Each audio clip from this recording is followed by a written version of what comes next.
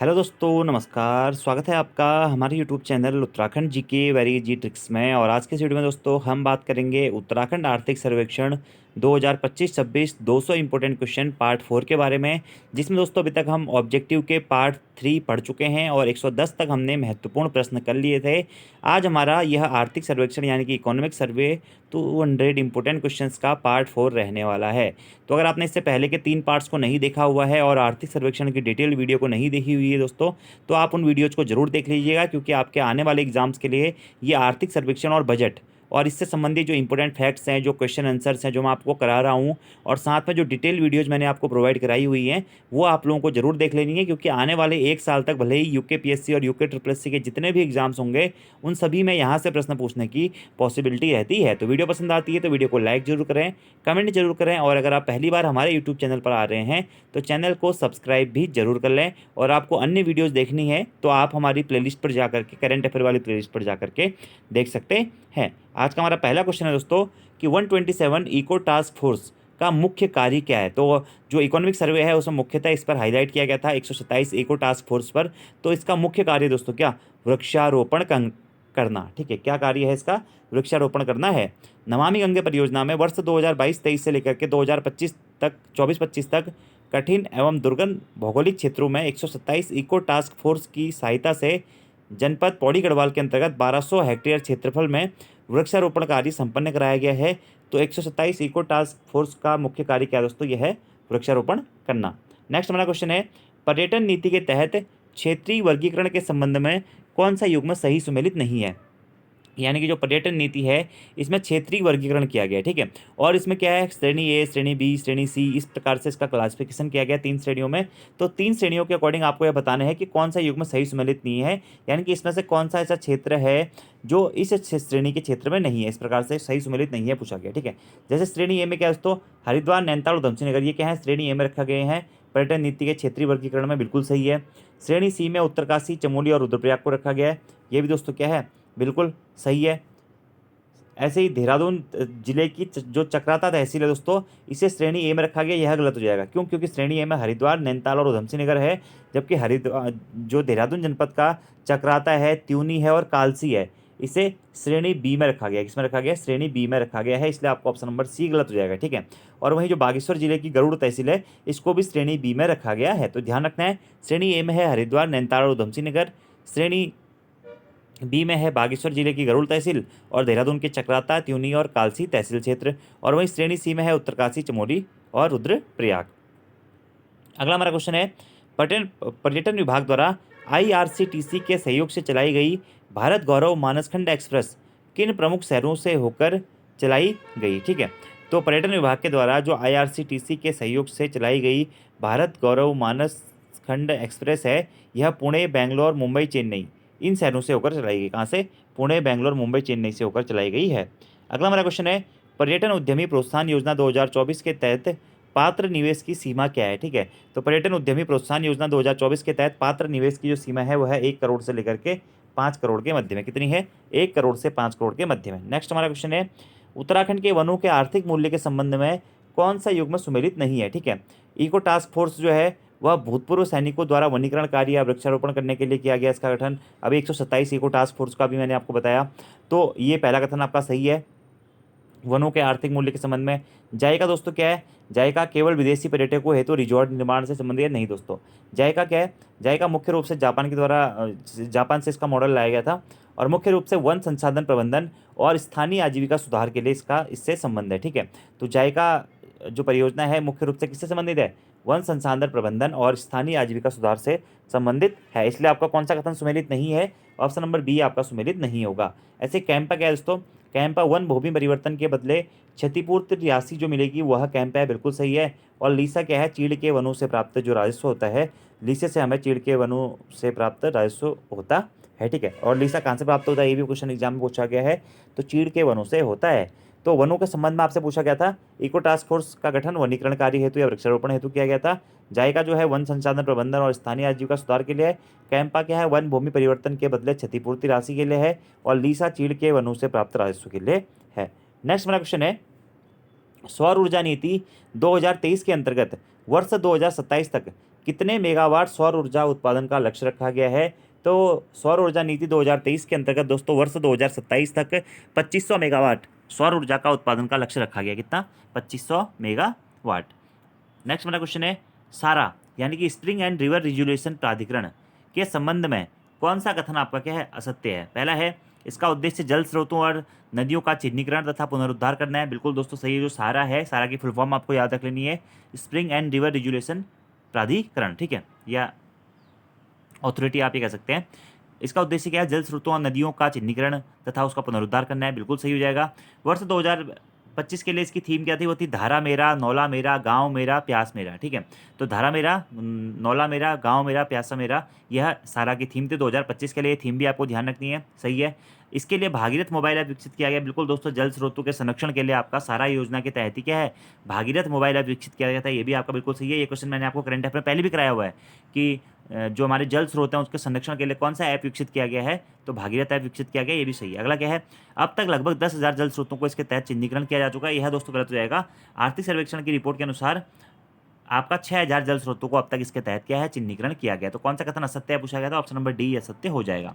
Next मेरा question है, वर्ष 2025-26 दिसंबर 2025 तक दीनदयाल उपाध्याय होमस्टे योजना के अंतर्गत सर्वाधिक लाभार्थी किस जनपद में है?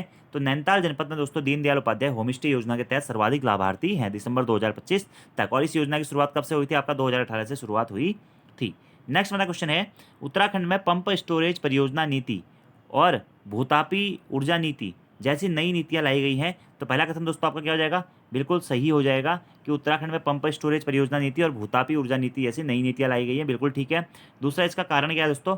कारण है, राज्य सरकार द्वारा ऊर्जा क्षेत्र में आत्मनिर्भरता प्राप्त करने और पर्यावरण संतुलन बनाए रखने की दिशा में कार्य कर रही है। इसीलिए दोस्तों क्या है? पंप स्टोरेज परियोजना नीति और भूतापी ऊर्जा नीति जैसी नई नीतियां लाई गई हैं 2025 में। तो कथन भी सही है और उसका कारण भी सही है, क्योंकि ये नीतियां लाई ही इसलिए गई हैं ताकि ऊर्जा के क्षेत्र में आत्मनिर्भरता हमारा राज्य प्राप्त कर सके और पर्यावरण संतुलन भी बना रहे। तो कथन और कारण दोनों सही है और कारण क्या है? कथन की सही व्याख्या भी कर रहा है, इसलिए ये उसका सही हो जाएगा। अगला हमारा क्वेश्चन है कि प्रधानमंत्री जनधन योजना के तहत उत्तराखंड की जनजातियों को पक्के मकान की सुविधा से लाभान्वित किया जा रहा है। यह क्वेश्चन दोस्तों शायद यूकेपीएससी ने पूछा हुआ भी था, पिछली बार भी आर्थिक सर्वेक्षण में इसका जिक्र था और यहाँ पर फिर से है। तो प्रधानमंत्री जनधन योजना के तहत उत्तराखंड में दोस्तों राजी और बुक्सा जो जनजातियां हैं इनको पक्के मकान सुविधा से लाभान्वित किया जा रहा है। ये आपको पॉइंट ध्यान रख लेना है। क्या? प्रधानमंत्री जनधन योजना के तहत कौन सी जनजाति? राजी और बुक्सा जनजाति को, ठीक है। अगला हमारा क्वेश्चन है, दीनदयाल उपाध्याय गृह आवास योजना या होमस्टे योजना के अंतर्गत दिए जाने वाले अनुदान के संबंध में विचार कर सत्य कथन का चयन कीजिए। ठीक है। पहला है, होमस्टे निर्माण हेतु अधिकतम 15 लाख तक का पूंजी अनुदान दिया जाता है। बिल्कुल दोस्तों सही है। इस योजना के तहत अधिकतम 15 लाख तक का पूंजी अनुदान दिया जाता है। दूसरा है, ब्याज अनुदान की अधिकतम सीमा 1.5 लाख प्रति वर्ष है। तो ये भी आपको बिल्कुल सही है। तो ब्याज अनुदान की जो अधिकतम सीमा है इसमें वह 1.5 लाख प्रति वर्ष की है। और जो दीनदयाल उपाध्याय होमस्टे परियोजना है इसके निर्माण पर दोस्तों क्या है, 50% का पूंजी अनुदान दिया जाता है या फिर 15 लाख तक का पूंजी अनुदान दिया जाता है, जो भी आपका अधिक होगा। ठीक है। और 5 साल तक ब्याज अनुदान का इसमें प्रावधान है और ब्याज अनुदान की अधिकतम सीमा जो है 1.5 लाख प्रति वर्ष है। इसलिए आपका कथन और कारण दोनों ही क्या हो जाएगा? सत्य हो जाएगा। 15 लाख तक की पूंजी अनुदान या फिर 50% का पूंजी अनुदान। अगला हमारा क्वेश्चन है, राज्य में हाउस ऑफ हिमालयाज की स्थापना का मुख्य उद्देश्य क्या है? तो राज्य में हाउस ऑफ हिमालयाज की स्थापना का मुख्य उद्देश्य दोस्तों ऐसे माना जाए तो उत्तराखंड के जो प्रोडक्ट्स हैं, जो स्थानीय उत्पाद हैं, उनको बृहद स्तर पर उनको बढ़ाना है, उसका रोजगार को बढ़ाना है और उत्तराखंड के आर्थिक जो हमारे उत्पाद हैं, स्थानीय उत्पाद हैं, उनको भारत के स्तर पर या भारत से बाहर वितरण करना भी इसका एक उद्देश्य है। तो यहाँ पे मुख्य उद्देश्य पूछा गया है, तो मुख्य उद्देश्य इसका है क्या? महिला स्वयं सहायता समूह के उत्पादों का विपणन करना। ठीक है। जो भी स्वयं सहायता समूह है उनके द्वारा जो भी उत्पाद हैं या जो भी स्थानीय उत्पाद हैं उसका विपणन करना और इससे आजीविका को बढ़ाना और लोगों को रोजगार देना। ठीक है। ये सारे इसके प्रावधान हैं। ठीक है।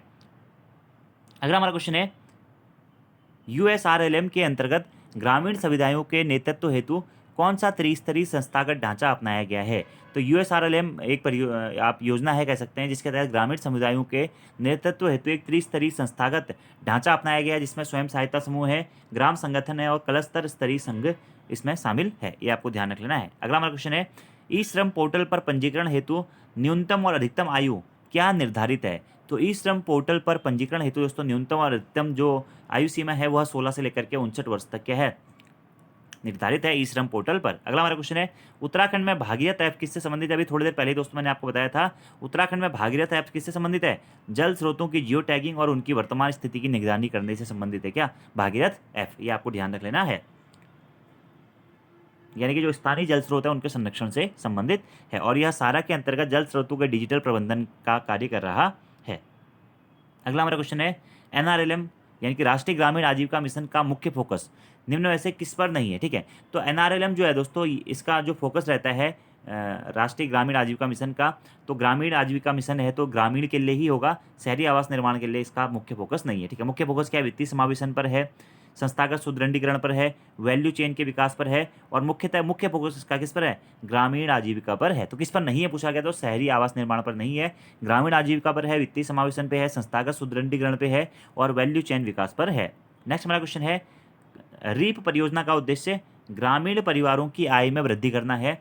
तो जो रीप परियोजना है दोस्तों, इसका मुख्य उद्देश्य क्या है? ग्रामीण परिवारों की आय में वृद्धि करना है, बिल्कुल सही हो जाएगा। और दूसरा है, यह परियोजना IFAD द्वारा वित्त पोषित है। ठीक है, तो ये भी आपका क्या हो जाएगा? बिल्कुल सही हो जाएगा। और क्लस्टर आधारित दृष्टिकोण इसमें अपनाया गया है, तो कथन और कारण दोनों ही आपके क्या हो जाएंगे? सही हो जाएंगे। ठीक है, तो रीप परियोजना का उद्देश्य क्या है? ग्रामीण परियोजनाओं की आय में वृद्धि करना है, और यह परियोजना क्या है? IFAD द्वारा क्या है? वित्त पोषित योजना के रूप में इसको जाना जाता है, जिसमें क्लस्टर आधारित दृष्टिकोण को अपनाया गया है। नेक्स्ट हमारा क्वेश्चन है, आकांक्षी विकासखंड कार्यक्रम के तहत भारत सरकार द्वारा चयनित जिलों व विकासखंडों का कौन सा युग्म सही सम्मिलित नहीं है? ठीक है, तो आकांक्षी विकासखंड कार्यक्रम के तहत दोस्तों जो भारत सरकार के द्वारा जिले और उसमें विकासखंड चयनित किए गए, उसमें कौन सा सही नहीं पूछा गया? ठीक है, जैसे अल्मोड़ा में क्या है? शियालदह विकासखंड को आकांक्षी विकासखंड कार्यक्रम के तहत चुना गया है, बिल्कुल दोस्तों सही है। पौड़ी गढ़वाल में दोड्डा को चुना गया है, ये भी आपका बिल्कुल सही है। हरिद्वार में भगवानपुर को चुना गया है, यह दोस्तों गलत हो जाएगा। हरिद्वार में भगवानपुर को ना चुन के बहादराबाद जो विकासखंड है, इसको क्या है? आकांक्षी विकासखंड कार्यक्रम के तहत चुना गया, तो इसलिए आपका यह गलत हो जाएगा। जबकि बागेश्वर में कपकोट को चुना गया है, ये आपका सही है। तो बागेश्वर में कपकोट हो गया, पौड़ी में दोड्डा हो गया, अल्मोड़ा में शियालदह हो गया, और हरिद्वार में क्या है? बहादराबाद विकासखंड के लिए इसका चयन किया गया है। और भारत सरकार द्वारा दोस्तों आकांक्षी विकासखंड कार्यक्रम के तहत उत्तराखंड के 6 विकासखंडों का चयन किया गया है। ठीक है, जैसे अल्मोड़ा में कौन सा विकासखंड है? शियालदह विकासखंड हो गया, पौड़ी में दोड्डा विकासखंड हो गया, उधम सिंह नगर में गदरपुर विकासखंड हो गया, हरिद्वार में बहादराबाद विकासखंड हो गया, उत्तरकाशी मोरी विकासखंड हो गया, और बागेश्वर में कपकोट विकासखंड हो गया। ठीक है, तो भारत सरकार द्वारा चयनित आकांक्षी विकासखंड कितने हैं? 6 हैं। ठीक है, और इसी प्रकार से अगर आपसे क्वेश्चन पूछा जाता है कि राज्य सरकार द्वारा चयनित आकांक्षी विकासखंड कितने हैं, तो राज्य सरकार के द्वारा चयनित आकांक्षी विकासखंड है 9। ठीक है, तो राज्य सरकार का अलग है और केंद्र सरकार का अलग है। भारत सरकार में 6 हैं, राज्य सरकार में 9। तो राज्य सरकार के 9 कौन कौन से? देखिए, चंपावत में चंपावत विकासखंड ही है, अल्मोड़ा में धौलादेवी विकासखंड है, नैनीताल में उखलकांडा है, टिहरी में जाखड़ी धार है, पौड़ी में बिरोखाल है, रुद्रप्रयाग में अगस्त्यमुनि है, चमोली में जोशीमठ विकासखंड है, देहरादून में कालसी और पिथौरागढ़ में धारचूला है। ये आपको ध्यान रख लेना है। अगला हमारा क्वेश्चन है, रीप परियोजना के तहत निम्नलिखित में से कौन सा उत्पाद 6 चिन्हित या वैल्यू चेन्स का हिस्सा नहीं है? ठीक है, तो 6 चेन्स यानी कि 6 चिन्हित उत्पादों को इसमें चिन्हित किया गया दोस्तों, किसमें? रीप परियोजना के तहत। तो कौन सा उसका हिस्सा नहीं है? तो 6 में कौन कौन है? देखिए, एक तो मिलेट हो गया, मोटा अनाज जिसमें बाजरा हो गया, इसमें बाजरे को शामिल किया गया है, अदरक है, आलू है, मटर है, दाल है, और रेड राइस यानी कि लाल चावल है। यानी कि 6 उत्पाद इसमें शामिल है, तो कौन सा नहीं है? सोयाबीन को इसमें शामिल नहीं किया गया। 6 उत्पाद आपको ध्यान रखने, 6 चिन्हित या वैल्यू चेन्स में रीप परियोजना के तहत मिलेट यानी कि बाजरा, अदरक हो गया आपका, और आलू हो गया, मटर हो गया, दाल हो गया, और रेड राइस हो गया। ये आपको क्या कर लेना है? पॉइंट ध्यान रख लेना है। अब दोस्तों ये रीप जो है, रीप की फुल फॉर्म क्या होती है? रीप परियोजना के बारे में हमने आगे भी एक क्वेश्चन पढ़ा था। रीप की फुल फॉर्म है दोस्तों क्या? Rural enterprises acceleration project. ठीक है, क्या? रूरल एंटरप्राइजेस एक्सीलरेशन प्रोजेक्ट, ये आपको ध्यान रखना है। ग्रामीण उद्यम त्वरण परियोजना, रीप ग्रामोत्थान कार्यक्रम के लिए इसका मतलब ग्रामोत्थान का विकास करने के लिए इसको, इस योजना को मुख्यतः आपका चलाया गया था। ठीक है, ये आपको ध्यान रख लेना है। और ग्रामीण उद्यम त्वरण परियोजना के नाम से जाना जाता है, ग्रामोत्थान योजना के नाम से भी इसको जाना जाता है, ये आपको ध्यान रख लेना है। अगला हमारा क्वेश्चन है, उत्तराखंड राज्य आजीविका मिशन USRLM के तहत अब कितने ग्रोथ सेंटर स्थापित किए गए हैं? तो इसके तहत दोस्तों 49 ग्रोथ सेंटर स्थापित किए गए हैं। नेक्स्ट हमारा क्वेश्चन है, राज्य सरकार द्वारा आकांक्षी विकासखंड कार्यक्रम के तहत 9 जनपदों के 9 विकासखंडों का चयन किया गया। बिल्कुल सही है, थोड़ी देर पहले मैंने आपको बताया था। और नीति आयोग द्वारा भारत सरकार के स्तर पर उत्तराखंड के 6 जनपदों के 6 विकासखंडों का चयन किया गया। तो दोनों ही कथन दोस्तों आपके क्या हो जाएंगे, सही हो जाएंगे। थोड़ी देर पहले ही मैंने आपको ये विकासखंड भी बता दिए थे। अगला हमारा क्वेश्चन है, आकांक्षी विकासखंड कार्यक्रम के तहत राज्य सरकार द्वारा चयनित ब्लॉकों की सूची में कौन सा ब्लॉक शामिल नहीं है। तो राज्य सरकार के जो 9 थे वो मैंने आपको बताए थे, तो कौन सा इसमें शामिल नहीं दिखे। चमोली में जोशीमठ विकासखंड था, सही है। नैनीताल में ओखलकांडा था, बिल्कुल सही है। और पिथौरागढ़ में मुंशिया था, बिल्कुल सही था। जो हरिद्वार में भादराबाद था, यह दोस्तों राज्य सरकार के अंतर्गत नहीं, केंद्र सरकार के चयनित ब्लॉकों में आकांक्षी विकासखंड का हिस्सा था, तो इसलिए हरिद्वार भादराबाद आपका सही नहीं होगा। ठीक है, तो ये कथा मैंने कराई दिया था आपको कि भारत सरकार द्वारा आकांक्षी विकासखंड 6 है और राज्य सरकार के द्वारा 9 है, ये आपको ध्यान रख लेने हैं। नेक्स्ट हमारा क्वेश्चन है, आकांक्षी विकासखंड के प्रदर्शन मापन हेतु कितने प्रमुख संकेतकों का उपयोग किया गया है। तो नीति आयोग और राज्य सरकार द्वारा विकास के विभिन्न आयामों को मापने के लिए आकांक्षी विकासखंड के प्रदर्शन मापन हेतु मुख्यतः 39 यानी कि 39 प्रमुख संकेतकों का मानक तय किया गया है। अगला हमारा क्वेश्चन है, परियोजना या ग्रामोत्थान परियोजना के कार्यान्वयन हेतु राज्य स्तर पर कौन सी नोडल संस्था उत्तरदायी है। महत्वपूर्ण दोस्तों क्वेश्चन है। तो उत्तराखंड ग्रामीण विकास समिति जो है वह परियोजना के कार्यान्वयन हेतु राज्य स्तर पर नोडल संस्था है। ठीक है, ये आपको ध्यान रख लेना है। उत्तराखंड ग्रामीण विकास समिति UGVSB से कहा जाता है। अगला हमारा क्वेश्चन है, वाइब्रेंट विलेज कार्यक्रम VVP के संबंध में निम्नलिखित कथनों पर विचार कीजिए। ठीक है, पहला है, इसका उद्देश्य उत्तरी सीमा में स्थित गांवों का व्यापक विकास करना और पलायन को रोकना। बिल्कुल सही। वाइब्रेंट विलेज यानी कि ऐसे विलेज दोस्तों जो कि अब शून्य पड़ चुके हैं, बॉर्डर से लगे हुए हैं, जहां पर उतना विकास नहीं हो पाया है, उन ग्रामों के या उन बॉर्डर संबंधित गांवों के विकास से संबंधित वहाँ पर रिवर्स माइग्रेशन को बढ़ाने से यानी कि पलायन को रोकना है और पुनः पलायन मतलब शहरों से गाँवों की ओर पलायन कराना है, रिवर्स माइग्रेशन करना है वहाँ पे। इसके उद्देश्य से आपका वाइब्रेंट विलेज कार्यक्रम को चलाया गया है पलायन रोकने के लिए। ठीक है, अगला है, वाइब्रेंट विलेज कार्यक्रम के तहत उत्तराखंड के 3 जनपदों के 5 विकासखंडों के कुल 51 गांवों का ग्राम का चयन किया गया है। बिल्कुल दोस्तों, ये भी आपका सही है। ठीक है, मुख्यतः इसमें सीमावर्ती गांवों का चयन किया जाता है। अगला है, जो आपका वाइब्रेंट विलेज कार्यक्रम है इसके तहत भारत नेपाल सीमा से सटे 40 गांवों का चयन किया गया है। ये भी आपका सही है दोस्तों। तो 1 2 3 तीनों ही आपके सही हो जाएंगे। ठीक है, भारत नेपाल हो गया, भारत चीन हो गया, यहाँ पर जैसे हमारा नीति हो गया, माणा हो गया, और यहाँ नेरंग जांदुक घाटी हो गया, पिथौरागढ़ में धारचूला के आसपास का एरिया हो गया, ये आपका वाइब्रेंट विलेज कार्यक्रम के पार्ट माने गए हैं। गृह मंत्रालय और भारत सरकार द्वारा संचालित इस योजना में उत्तरकाशी, चमोली और पिथौरागढ़, ठीक है, तथा नेपाल सीमा से सटे 40 गांवों को शामिल किया गया है। नेक्स्ट हमारा क्वेश्चन है कि निम्नलिखित में से कौन सा युग में नगरीय निकायों की संख्या 2025-26 के अनुसार सही सुमेलित नहीं है। ठीक है, तो ये आर्थिक सर्वेक्षण में डाटा दोस्तों दिया गया है नगरीय निकायों का कि उत्तराखंड में नगर पालिका परिषदों की संख्या दोस्तों कितनी है। यह है 46, 49 ना होकर कितनी है 46 है। नगर निगम है 11, छावनी परिषद है 9 और नगर पंचायत दोस्तों कितनी है, यह है 51। ये आपको पॉइंट ध्यान रख लेना है। नेक्स्ट हमारा क्वेश्चन है, पंचायती राज विभाग द्वारा संचालित LGD सॉफ्टवेयर का पूर्ण रूप क्या है। तो LGD का फुल फॉर्म है दोस्तों क्या, लोकल गवर्नमेंट डायरेक्टरी। क्या है, लोकल गवर्नमेंट डायरेक्टरी है, जो कि पंचायती राज विभाग द्वारा संचालित क्या है, सॉफ्टवेयर है क्या, LGD software, local government directory. Next हमारा क्वेश्चन है दोस्तों कि देहरादून और नैनीताल नगरों में 1184.81 करोड़ की पेयजल एवं सीवरेज योजनाएं संचालित हैं। तो बिल्कुल दोस्तों सही है आपका, और यह परियोजना मुख्य रूप से विश्व बैंक द्वारा पूर्णतः वित्त पोषित है। तो दोनों कथन आपके सही हो जाएंगे। तो ध्यान रखना है आपको, देहरादून और नैनीताल नगरों में क्या है, 1184.81 करोड़ की पेयजल एवं सीवरेज योजनाएं संचालित हैं, और यह परियोजना विश्व बैंक द्वारा पूर्ण रूप से वित्त पोषित है। तो दोनों ऑप्शन आपके सही हो जाएंगे। ठीक है, सॉरी दोस्तों, इसमें ये जो परियोजना है विश्व बैंक नहीं दोस्तों, ADB, ठीक है, एशियन डेवलपमेंट बैंक द्वारा, एशियन विकास बैंक या एशियन डेवलपमेंट बैंक द्वारा वित्त पोषित है, विश्व बैंक द्वारा नहीं है। ये आपको ध्यान रखना है। तो A सही है आपका और R गलत हो जाएगा। ठीक है, अगला हमारा क्वेश्चन है, प्रधानमंत्री जनमन योजना के बारे में कौन सा कथन क्या है, असत्य है। ठीक है, तो इसके तहत दोस्तों मैंने आपको बताया था जो राजी और बुक्सा जनजाति है उसे अनुसूचित जनजाति इनको शामिल किया गया जनमन योजना के तहत, विशेष प्रावधान इनके लिए किए गए हैं इसमें। और पूछा गया कि इसके संबंध में कौन सा कथन असत्य है। पहला है, ये छात्रावास उधमसिंह नगर, देहरादून और चमोली में स्थापित किए जा रहे हैं। ये दोस्तों गलत हो जाएगा। प्रधानमंत्री जनमन योजना के तहत जो छात्रावास हैं वह उधमसिंह नगर, देहरादून और पौड़ी गढ़वाल में स्थापित किए जा रहे हैं। तो उधमसिंह नगर, देहरादून, चमोली नहीं होकर पौड़ी गढ़वाल में इसके तहत छात्रावास स्थापित किए जा रहे हैं। पहला ही कथन हो जाएगा गलत। अगला क्या है, यह योजना विशेष रूप से संवेदनशील जनजातीय समूह PVTG के लिए है। बिल्कुल सही है, और 2 जनजातियों को इसमें शामिल किया गया, उत्तराखंड से बुक्सा और राजी को। तीसरा है, इसके तहत राज्य के कुल 3 PM जनमन छात्रावास स्वीकृत है। बिल्कुल दोस्तों 3 PM जनमन छात्रावास स्वीकृत हैं, जो कि कहाँ पर हैं, उधमसिंह नगर, देहरादून और पौड़ी गढ़वाल में। ठीक है, इसका उद्देश्य जनजाति न्याय महाअभियान को सफल बनाना है, तो ये भी आपका बिल्कुल सही हो जाएगा। कौन सा कथन असत्य है? पहला कथन असत्य है, क्योंकि चमोली की जगह यहाँ पे पौड़ी गढ़वाल होना था। अगला हमारा क्वेश्चन है, उल्लास कार्यक्रम का मुख्य उद्देश्य क्या है?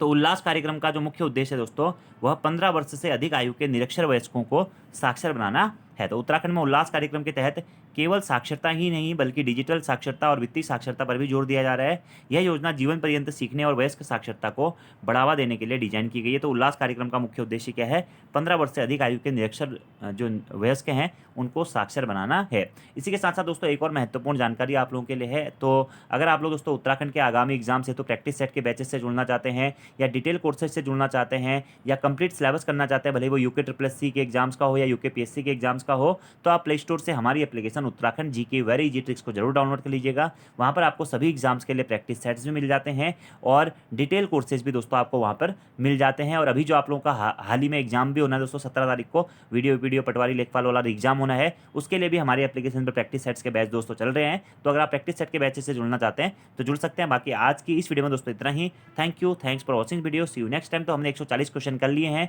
60 क्वेश्चन हमारे और बचे हुए हैं, 2 पार्ट्स इसके दोस्तों और आएंगे, और उसके बाद में इन सभी वीडियोज को मर्ज करके मैं आपको एक मैराथन क्लास टाइप की दे दूंगा, जहां से आप कंप्लीट अपना रिवीजन कर सकते हैं। बाकी कुछ क्वेश्चन दोस्तों बहुत ज़्यादा महत्वपूर्ण है। देखिए आर्थिक सर्वेक्षण में आए हुए हैं, तो आपसे एग्जामिनर पूछ सकता है अगर डिटेल में प्रश्न पूछेगा तो। बाकी अगर आपको ओवरऑल बेसिक स्ट्रक्चर जानना था तो वो मैंने आपको आर्थिक सर्वेक्षण और बजट की बेसिक क्लास कराई थी, डिटेल वाली, बिना ऑब्जेक्टिव वाली, उसमें करा दिया था। और बाकी क्वेश्चन आंसर भी मैंने आपको महत्वपूर्ण वाले करा दिए हैं। आगे भी हमारे कुछ महत्वपूर्ण क्वेश्चन हैं जो हम अगली वीडियो में बात करेंगे। तो धन्यवाद।